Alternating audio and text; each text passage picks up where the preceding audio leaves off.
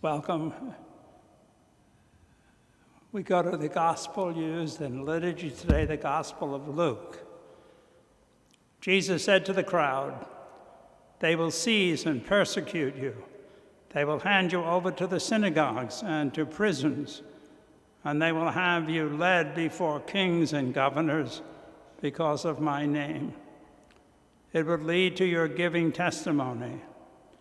Remember, you are not to prepare your defense beforehand, for I myself shall give you a wisdom in speaking, that all your adversaries will be powerless to resist or to refute. You will even be handed over by parents, brothers, relatives, and friends, and they will put some of you to death. You will all be hated by them because of my name, but not a hair on your head will be destroyed. By your perseverance, you will secure your lives." The Gospel of the Lord. In reflecting on this gospel, it reminded me of my own background in church. It's very clear the church was an institution. Its headquarters in Rome, bishops, pastors, religious. And then it was me, trying to get ahead. Just believe, just keep your mouth closed and do what you're told. That's as a kid growing up. And even in early ordination, that the church was both human and divine. And I couldn't agree more. I believed it. And then, if I'm not careful, I start hearing the church and even defending in my own mind the church about being right or wrong, labeling those who agree, those who don't, those who are in, those who are out. And what Jesus is referring to in the gospel is that the religious authorities were sending Jesus and other people to the Roman authorities, both organizations and institutions. And Jesus says, don't worry about it. Just preach what I've taught you. Don't worry. And they did. Amazing. Jesus, in his own suffering and death, goes to resurrection to show that the whole cycle is within God's understanding, not mine.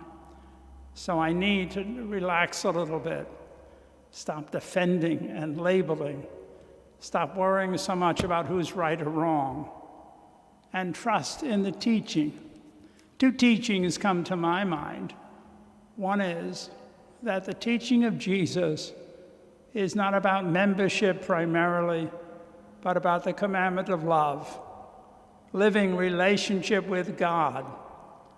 The second was brought back to our consciousness in Vatican II, where we're reminded, as the early church was taught, that we're church, in addition with the structures and the institutions, and that when we're talking about the church of God, we're talking about ourselves, and that we're supposed to be witnesses to that church in our relationship. And yet, find myself worrying about membership, about being right, about doing it right. At this stage of my priesthood, so often I will hear people coming with concerns, sadness, and worry over their children who are not living in membership of the church as we were taught. They don't necessarily go to Mass, they don't particularly believe this or that or the other thing. And yet often they have faith. I will ask people then who come with that burden, how old are your children? And often they're 30, 40, sometimes 50. I say, my goodness, gotta let them grow up. Realize that God is judging them. Not other people, not even church authorities. They may make judgments and pronouncements, and that's something else again.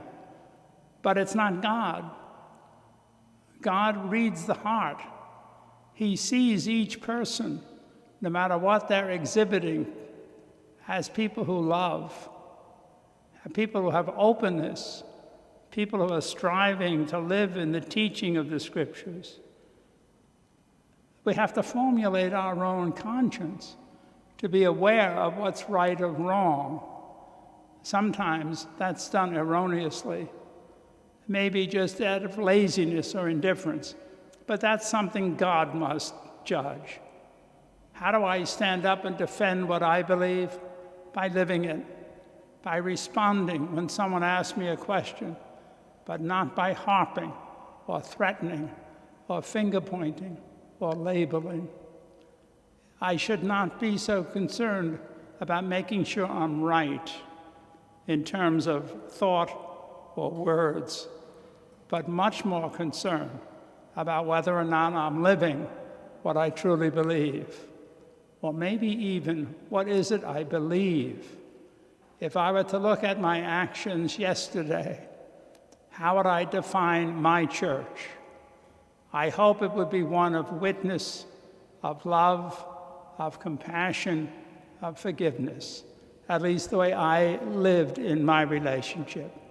And that's the challenge of today, to live that way, not worry about what to say as the gospel responds, Jesus, but really just live the example and the witness.